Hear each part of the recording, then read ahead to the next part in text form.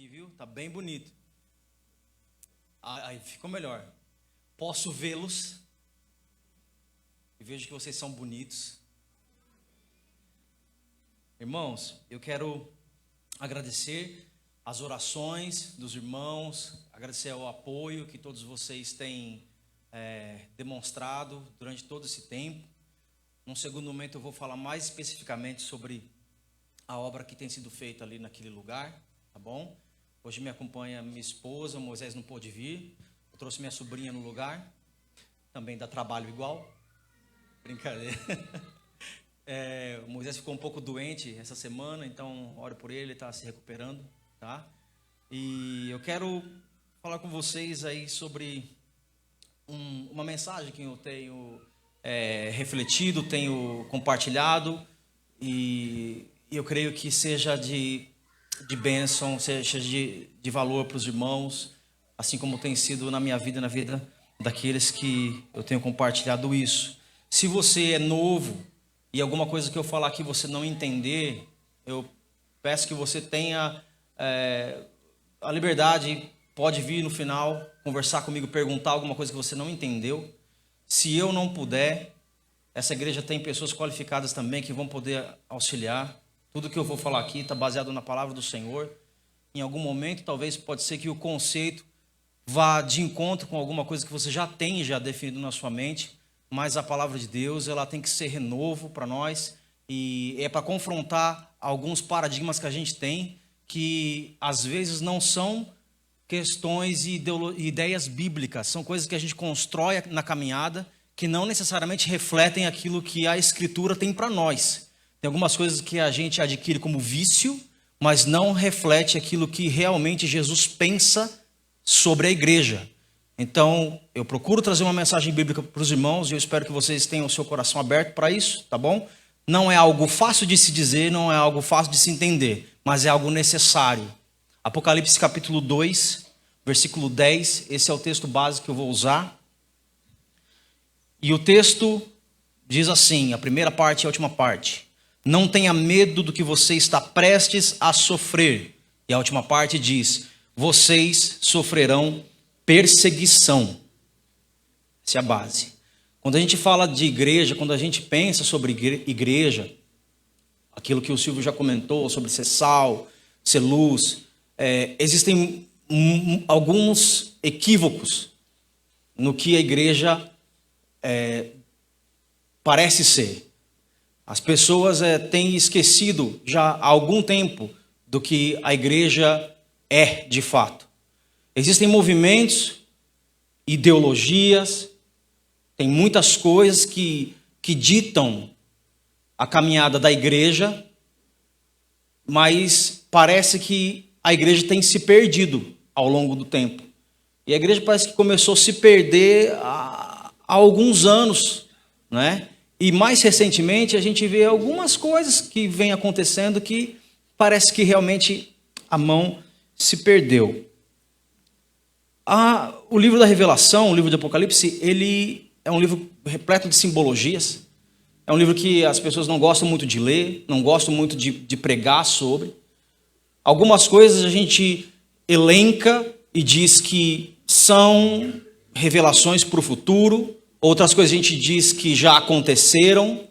Então, acaba sendo um pouco difícil determinar o que de fato no Apocalipse é revelação para o futuro, o que era para a época que foi escrito, o que me dá a autoridade de dizer aquilo que já foi cumprido e aquilo que ainda vai ser cumprido. Como que eu entendo isso? E por conta de toda essa dificuldade em entender o livro do Apocalipse, a gente tem medo de falar e parece que fica como uma leitura assim, não tão preferencial. É preciso entender que o livro do Apocalipse, ele revela algo que acontecia naquele momento, mas ele revela algo também que viria para o futuro. Quando no capítulo 1, no versículo 19, diz assim, escreva, pois, essas coisas, as coisas que você viu, tanto as presentes como as que estão por vir. Então falava de coisas ali da realidade, daquela época, mas também falava de coisas do futuro. Então o Apocalipse ele tem essa abrangência. era para algo presente que o apóstolo João ele passava, mas era algo também projetado para o futuro. No capítulo 1, versículo 12 e 13, diz assim: voltei para ver quem falava comigo. Isso aí é João falando, tá? E aí diz: voltando-me vi 7 candelabros de ouro, e entre os candelabros alguém semelhante a um filho de homem. É interessante que aí ele vê Jesus andando entre os candelabros. Isso quer dizer que cada candelabro, né, na sua explicação ali, ele representa as igrejas. Então 7 candelabros, 7 igrejas. E ele vê alguém semelhante ao Filho do Homem andando entre esses candelabros. Isso aí me mostra que é Jesus, que ele caminha na história da igreja que acontece ao longo dos séculos. Jesus ele conhece, ele caminha entre os candelabros. Imagina então que são 7 igrejas que as cartas aí são endereçadas. Para cada igreja com uma característica diferente. Alguém pode até dizer, interpretar que são 7 períodos, dispensações na história da igreja. Outros vão dizer que não. Mas vamos entender que pode ser 7 igrejas com características diferentes. Uma mais conhecida pelo amor, outra mais conhecida pela obra. Só que Jesus, ele é o que acompanha ao longo da história a trajetória dessa igreja. Na visão ele vê aquele com a característica de filho de homem caminhando entre o candelabro, entre os candelabros, entre os castiçais. Jesus ele tem essa capacidade, esse poder e essa autoridade de caminhar entre a história, na história da igreja, entre as igrejas nos diferentes períodos. Ou seja, a igreja que aconteceu lá em Atos, que era uma igreja conhecida pelo trabalho, pela expansão, pela comunhão, pelo partir do pão, Jesus ele estava lá. Jesus ele conhece também a história da igreja na época das trevas. Ele sabe o que aconteceu com a igreja naquela época. Jesus ele também sabe o que acontece com a igreja nessa época. Então, quando a gente olha para alguma igreja modelo, alguma mega church, alguma inovação, alguma coisa que faz com que a gente aspire a algo novo, isso gera um certo comichão, ao ponto da gente falar, por que a gente também não é assim? A gente podia fazer isso. Jesus ele conhece os modismos e a evolução da igreja ao longo dos séculos. Jesus ele conhece aquilo que surgiu como um fogo, que parecia ser um fogo saudável, genuíno, mas que se extinguiu. Nós não vivemos tanto tempo assim para conhecer a trajetória da igreja, mas Jesus ele conhece desde que ela começou, desde que ela foi fundada. Porque quem fundou a igreja não foram os apóstolos, quem fundou a igreja foi Jesus. Ele falou: sobre esta verdade, sobre esta pedra, edificarei a minha igreja. O fundador da igreja é Jesus Cristo. Ele conhece a igreja. Ele é o alfa, ele é o ômega. Essa expressão, ela é muito significativa. Em grego, quando você fala que é o alfa e o ômega, você está dizendo de alguma coisa que começa e que termina. E que tudo no meio disso, que é o intervalo, somos nós que perecemos. Mas ele é antes de tudo. Em Apocalipse fala que ele é cordeiro morto desde a fundação do mundo. Ele conhece a sua igreja. As cartas para as igrejas do Apocalipse, veja que elas têm uma ênfase na volta de Jesus. Tem uma ênfase na volta de Jesus. Para cada uma das igrejas. Éfeso, Esmirna, Pérgamo, Tiatira, Sardes, Filadélfia, Laodiceia. Para Éfeso, no capítulo 2, versículo 5, diz assim: arrepende-te, senão venho a ti. Existe uma ênfase na volta de Jesus. E eu quero que ao mesmo tempo que eu falo com você, você perceba o que tem sido falado nas igrejas a respeito da volta de Jesus. O quanto nós como igreja entendemos a relevância da volta de Jesus. Para que vivemos e para que existimos enquanto igreja. Para Esmirna fala: ser fiel até a morte e dar-te-ei a coroa da vida. Para Pérgamo, portanto, arrepende-te, se não venho a ti sem demora. Para Tiatira, conservai o que tendes, até que eu venha. Para Sardes, se não vigiares, virei como um ladrão, e não conhecerás de modo nenhum a hora em que virei contra ti. Para Filadélfia, venho sem demora. Para Laodiceia, eis que estou à porta e bato. A mensagem para as igrejas é uma mensagem que tem uma ênfase na volta dele. A igreja não vive aqui, não existe para estar aqui, para ser aqui. O nosso começo pode ser aqui, mas o nosso fim não é aqui. Nós caminhamos para um lugar. A igreja primitiva, ela entendia isso e ela sabia sobre isso. A gente pode enxergar que as 7 igrejas, que as 7 cartas, elas representam esses períodos, sim, que a igreja tem passado. Como também diferentes características. Você vai ver igreja diferente. Tem gente que já teve experiência de estar em várias igrejas. Em uma, foi para outra, Talvez não trocou tanto de calçado na vida como já trocou de igreja. Desculpa, mas se eu não falar, eu não sei onde você vai ouvir. E nenhuma igreja talvez vai se adequar. Porque o problema não está na igreja. O problema está na sua compreensão sobre o que é ser corpo. Se o corpo adoece, o corpo tem que ser sarado. Se o seu braço está doendo, você não vai arrancar o seu braço para ele sarar fora. Ele sara no corpo. É no corpo que a cura acontece. A igreja de Esmirna, essa citada no capítulo 2, versículo 10, era uma igreja sofredora. E Jesus lhe assegurou que conhecia as suas aflições, a sua pobreza e a blasfêmia dos seus inimigos. Jesus falou, eu sei que você é pobre. Conheço a sua pobreza, mas você é rico. Como pode isso? Existe uma deficiência em nós, mas ao mesmo passo que existe uma deficiência naquela igreja sofredora, também existe a riqueza, que ela é conferida por Jesus Cristo, por Deus. Ora, a igreja de Jesus, é Ele que caminha entre os candelabros. Se Ele fundou a igreja, você acha que as portas do inferno vão prevalecer contra ela? Não vão. É Ele que garante. A igreja de Esmirna era uma igreja sofredora. Esmirna está localizado na Turquia, 50 quilômetros ali de Éfeso, tá bom? Para você se localizar. Então fazia parte da antiga Ásia Menor, hoje não chama mais Ásia Menor, então era ali.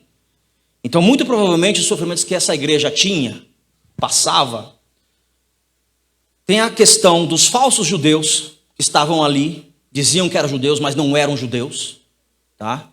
E aí tentavam causar um problema ali na igreja. E também a igreja de Esmirna, ela sofria por conta do culto ao imperador. A religião de Estado era uma coisa necessária. Então o culto ao imperador era uma coisa necessária para todos aqueles que faziam parte da província. Então o império era romano. Esmirna estava lá, fazia parte de uma província, sob a dominação romana. Todos aqueles cidadãos deveriam jurar fidelidade e prestar o culto ao imperador. A partir do momento que a igreja se opõe a isso, a partir do momento que a igreja não compra a ideologia política, a igreja passa a ser perseguida por isso. A igreja não deve ser conhecida pelo alinhamento político. A igreja deve ser conhecida pela sua firmeza em relação às escrituras e sobre aquilo que Deus pensa para a sua igreja. Ideologia política nenhuma conduzirá a igreja ao céu. Quem conduz a igreja ao céu é a sã doutrina. Mas a pregação da palavra de Deus, a pregação que ela é dita na igreja, ela deve estar alinhada com a doutrina que a igreja diz também ter. Uma coisa é a gente dizer que tem uma doutrina, um bojo de doutrina, que temos a sã doutrina, mas na hora da pregação a gente aliviar. A pregação tem que estar alinhada com a doutrina. Do contrário, nós produzimos um monte de falácia. E nós só massageamos o ego daqueles que escutam. Jesus, ele não era agradável. Jesus, ele era manso e humilde de coração. Mas ele desagradava quando ele falava. Ele fez um milagre e logo na sequência ele falou que ele era o pão da vida. Eu falei isso da primeira vez que eu vim aqui, né? Nessa vinda. Tendo feito o milagre, as pessoas participando do milagre. Mas quando ele disse, eu sou o pão vivo que desceu do céu, o que aconteceu? Foram embora. Ele não disse, ei, você é pecador. Ele falou sobre ele. Ele se referiu sobre ele. Ele falou, eu sou o pão vivo. Mas acontece que o mundo não quer saber quem é o pão vivo que mata a fome. Mesmo tendo sede, mesmo tendo fome, o mundo não quer saber disso.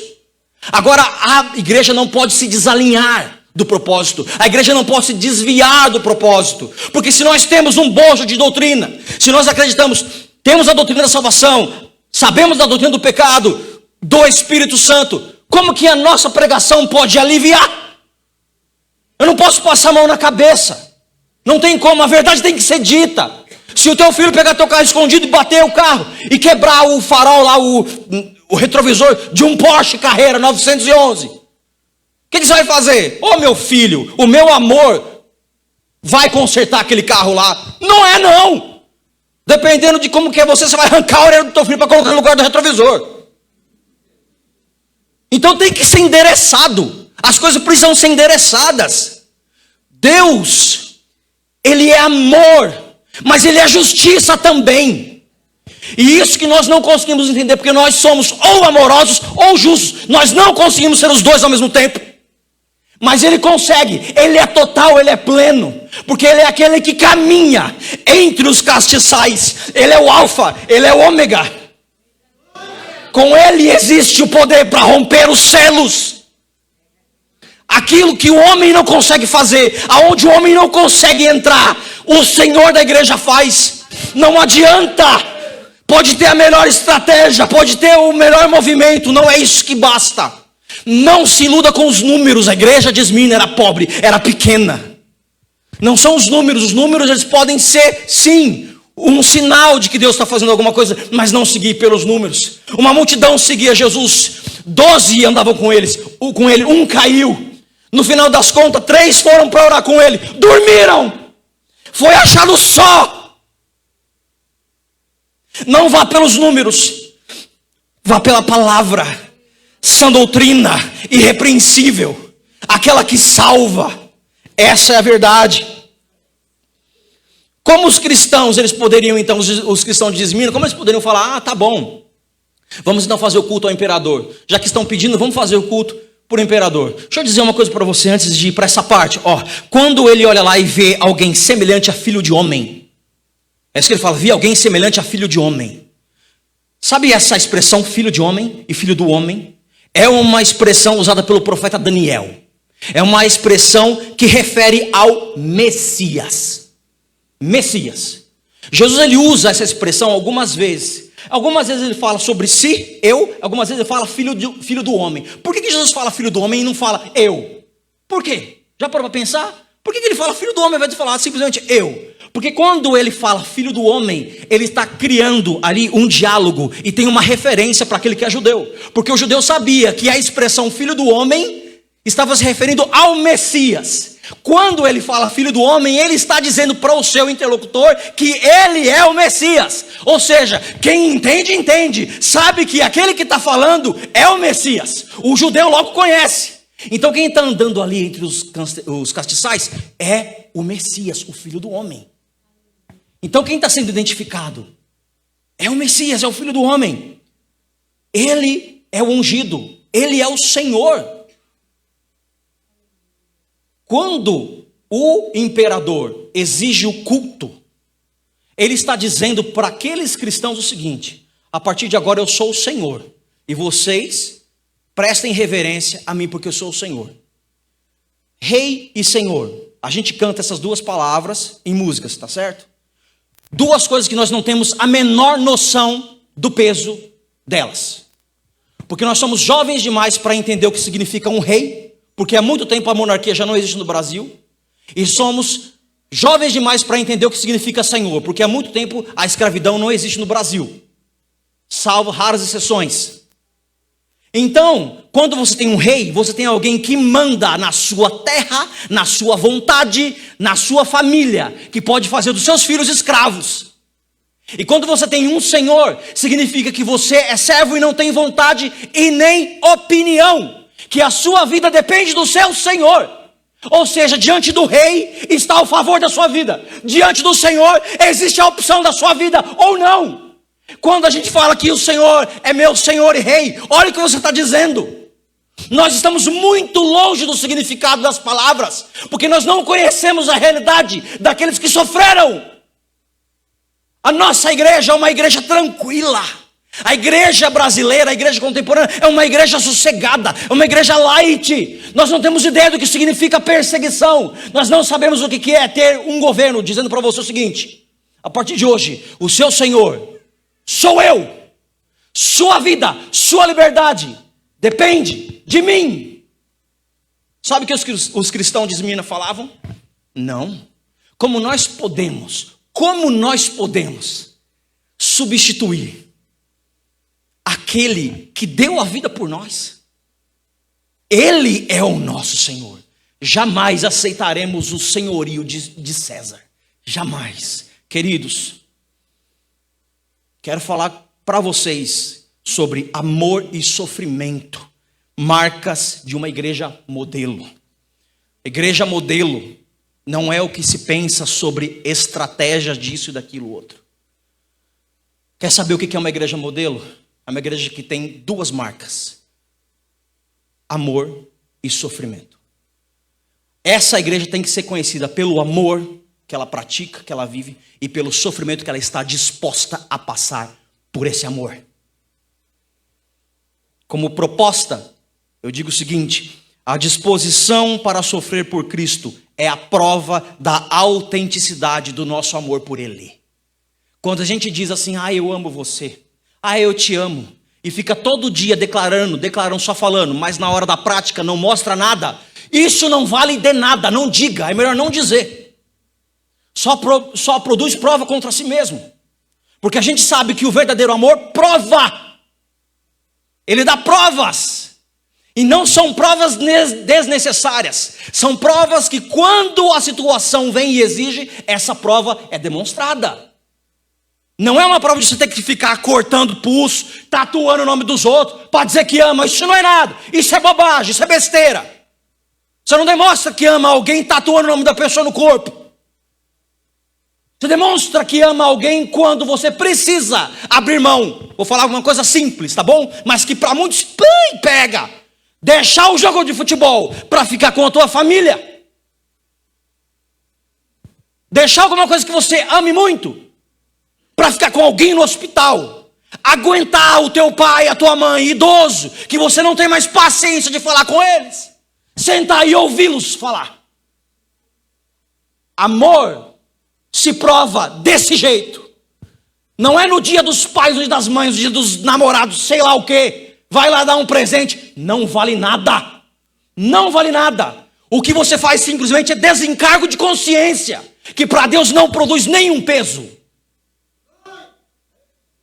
A igreja, ela tem que ser conhecida pelo seu amor.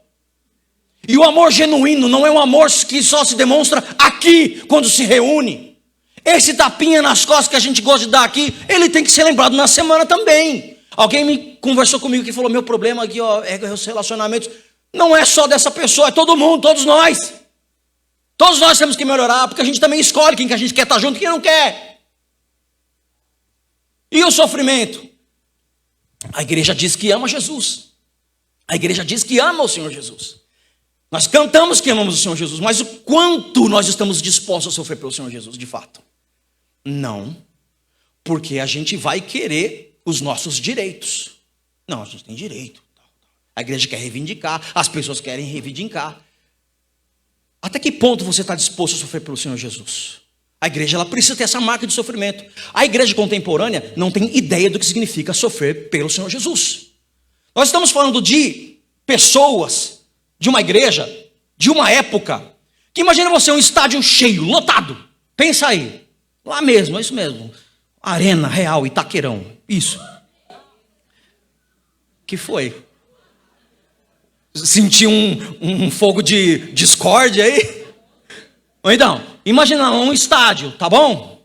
Nesse estádio lotado de pessoas aí, 60 mil pessoas, tá?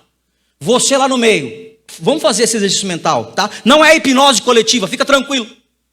Imagina, você lá no meio. Imagina, você lá no meio. E todo mundo... Daniel... Silvio... sei lá. Como que seria isso, hein? Pensou? Arrepiou? Agora arrepiou, hein?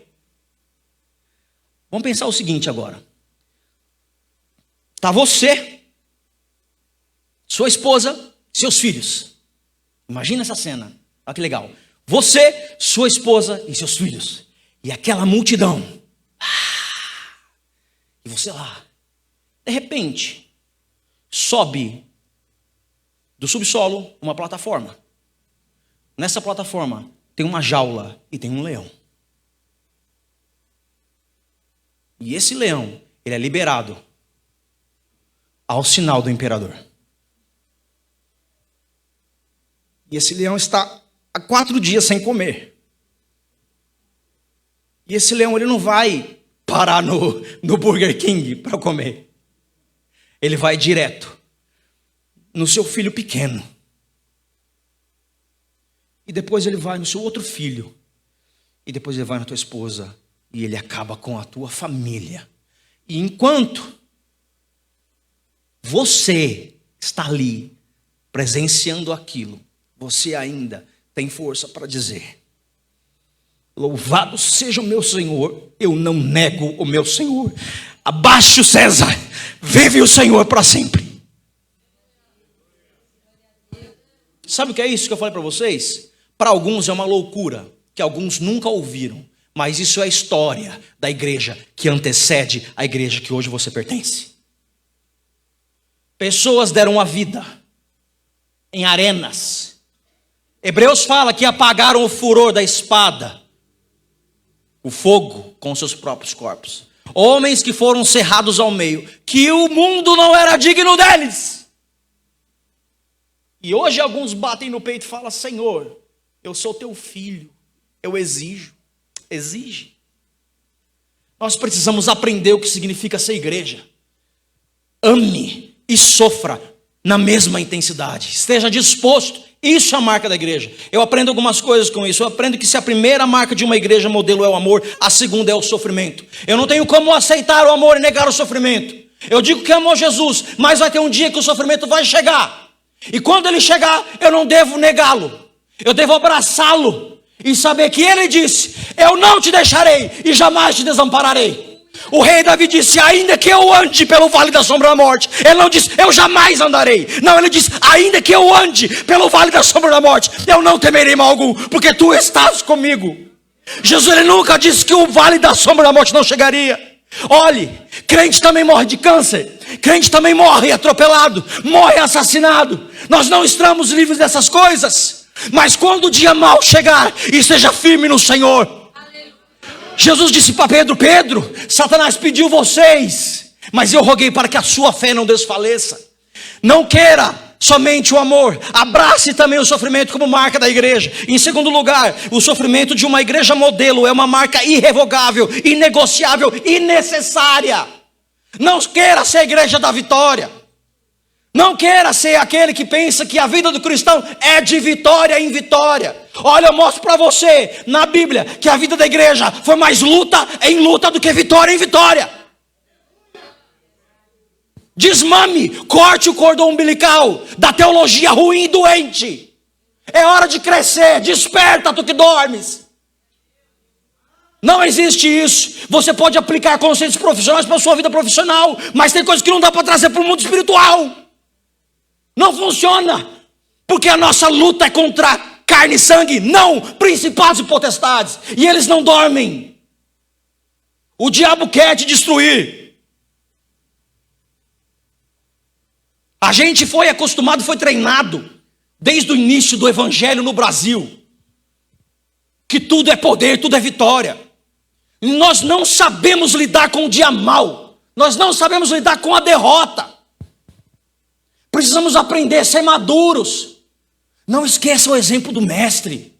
Eu estou falando do Messias. Ele estava no jardim. Senhor, se possível, afasta de mim este cálice. Todavia, faça sua vontade.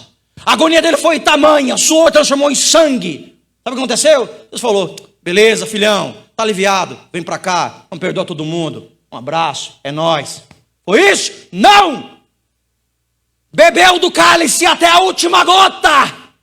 Mas sabe o que aconteceu? Tinha um anjo do Senhor que o confortava. Porque o quarto homem, ele vai na fogueira. Ele está lá, ele entra para fechar a boca do leão. Não importa o lugar da dor.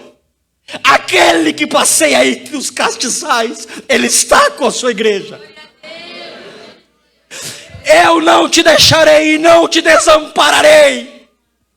Mas não negue aquilo que é prerrogativa da igreja.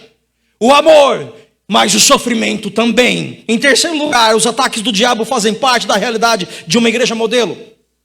Versículo 10. Não tenha medo do que você está prestes a sofrer. O diabo lançará alguns de vocês na prisão para prová-los. O diabo não faz isso, o diabo não faz aquilo. Faz sim. Se você diz que não faz é porque você não conhece a Bíblia. Eu te dou duas provas, uma no Velho Testamento e uma no Novo Testamento, de que o diabo recebe a autorização de Deus para bagunçar com a tua vida. Se você nunca ouviu isso, durma com esse barulho a partir de hoje. E não duvide mais. Os filhos de Deus se apresentaram diante de Deus. O diabo também se apresentou e falou: olha ali, ó. E Deus fala: ó, aí, ó, meu servo Jó, um bom e fiel, que se afasta do mal. Já falou: mas não é à toa. Tira o que ele tem, toca no que ele tem para ver se ele ainda te serve. Tá bom, pele por pele, não toque na vida. Foi lá e o que aconteceu? Morreu uma cabrinha? Não, morreu os filhos e ficou pobre. E como não se bastasse, ainda foi cometido uma doença que na época era incurável. Quem que tocou na vida de Jó? O diabo. Quem que deu autorização? Lucas, capítulo 22. Jesus fala assim: Pedro, Satanás recebeu autorização para peneirá-los como trigo. Eu roguei para que a sua fé não desfaleça.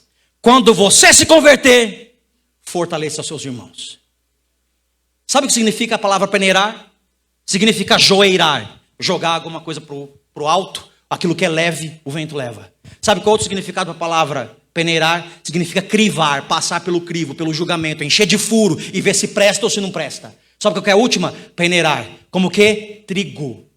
Sabe como que você peneira? Vai os dois, o trigo cresce junto com o joio, não dá para tirar antes, tem que esperar até o final. Arranca os dois, coloca na primeira peneira. Na primeira peneirada o joio fica, e o trigo desce junto com palha. Na segunda peneira, 3 peneiras, na segunda peneira desce só o trigo com um farelinho. Na última é só o trigo. Ele recebeu autorização para testar os discípulos. Todos, ó, Pedro precisa ser restaurado. A igreja, ela é testada também. E Deus, quando Ele quer, Ele dá a autorização. Em último lugar, uma igreja modelo não se adequa nem se rende aos padrões e expectativas do mundo. Esse é o problema. Esse é o desafio. A gente quer ser legal. A gente quer ser bacana, inclusivo. E esquecemos que temos que ser exclusivos e não inclusivo. Povo adquirido, propriedade exclusiva, sacerdócio real, nação santa. Não é para qualquer um, não. E não dá para ficar fazendo concessão com coisas que são pétreas, com coisas que são fundamentais. A igreja quer fazer, sabe o quê? Quer se adequar na cultura. Quer fazer alguns movimentos, algumas coisas, festinha daquilo, ideia de um negócio, de outro, para fazer o quê? Para atrair as pessoas. A gente tem que fazer uma coisa aqui para o jovem, para atrair o jovem. Vamos fazer um negócio aqui para atrair o jovem. Daí o jovem vem, participa da festa que tem aqui, participa da festa que tem lá fora. Porque não quer nada com nada. E a gente fica fazendo programação para agradar as pessoas, porque as pessoas não querem vir na igreja. A pandemia trouxe um negócio chamado live, que é uma bênção, mas é um atraso de vida. Sabe por quê? Porque tem hora que pode ser usado para o bem, mas daí você também já vê uma joeirada nesse sentido, porque quem não é também já não vem também. Porque o que uma pessoa precisa para parar de ir em um lugar? Uma desculpa, não um motivo. Hoje está frio, vou ficar online. Fique online, meu querido. Fique online e não venha. Ai, pastor, não tem problema não. Fique tranquilo, para a honra e glória do Senhor e para a bênção, né, dessa igreja. Eu não sou o pastor dessa igreja, eu sou o missionário. Então fica tranquilo que o pastor de vocês é outro. Eu venho aqui, eu falo, eu tenho que falar, mas fica tranquilo, tá bom? Depois eu tenho alguém que vai tirar os anos do carrapetinho aí, né? Mas eu vou falar, eu vou dar o recado. Que a gente acostumou a ficar folgado. A gente escolhe quando que vai. Ah, quem que vai pregar hoje? Ah, não gosto desse irmão. Você não gosta. Você não gosta. E você acha que alguém gosta de você?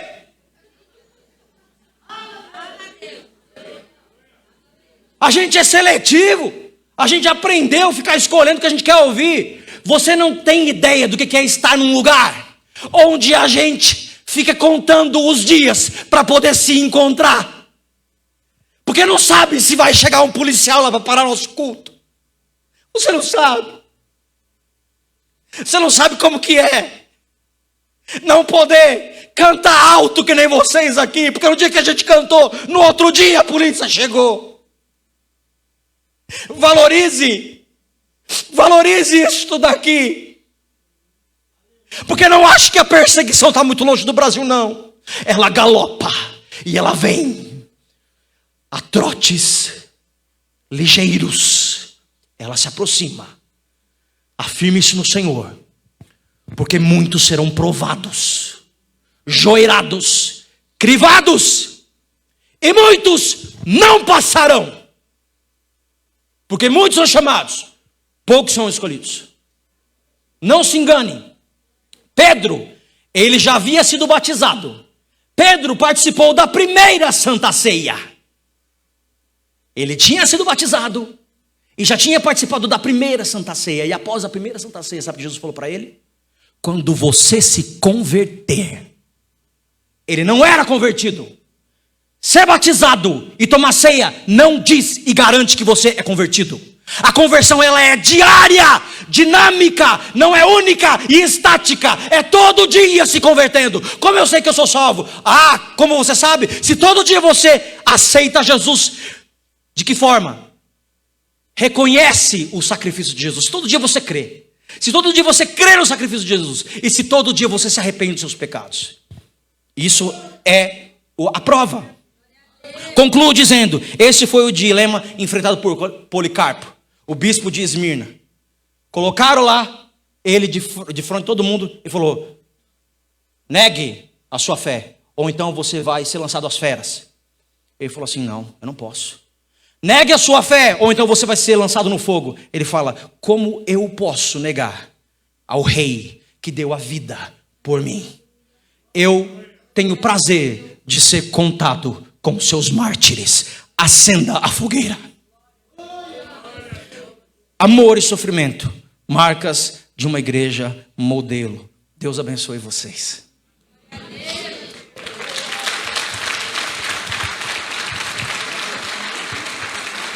fazer uma oração sobre esse assunto. Pode ser? Vamos falar. Pessoal, aleluia, Jesus.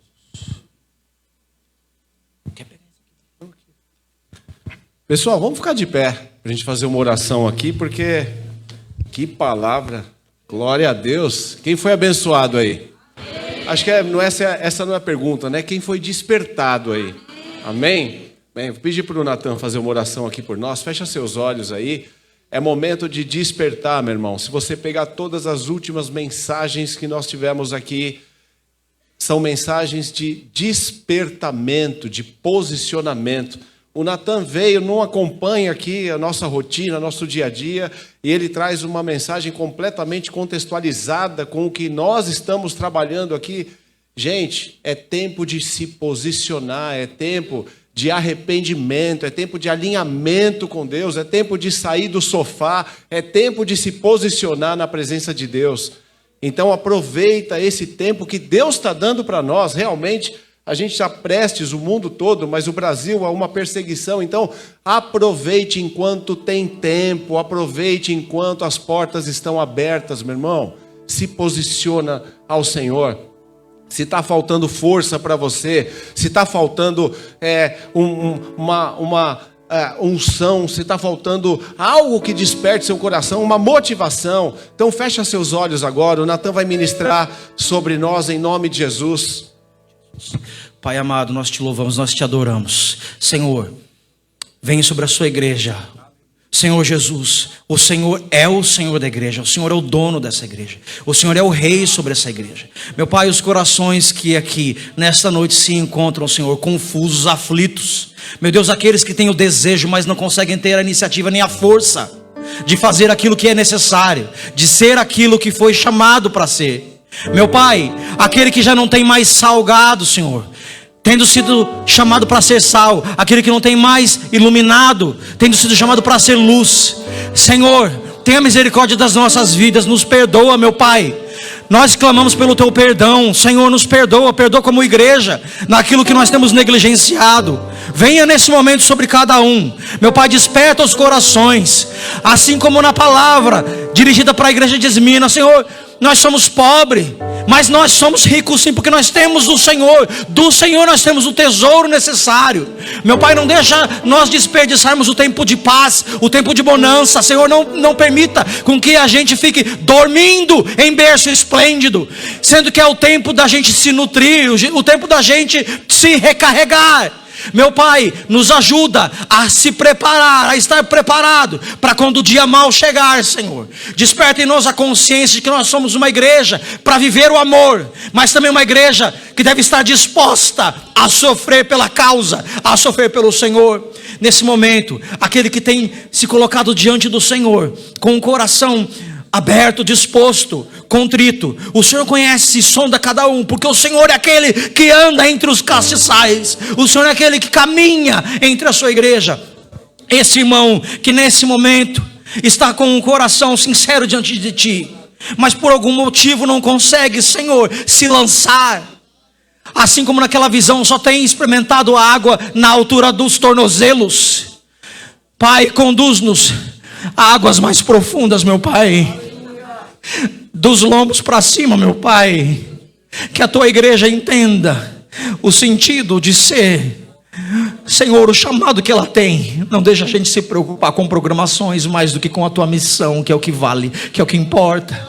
Não deixa, meu Deus, a gente querer se aparecer. Meu Deus, que o Senhor Jesus Cristo cresça cada dia e que nós diminuamos. Pai amado, tenha misericórdia de nós.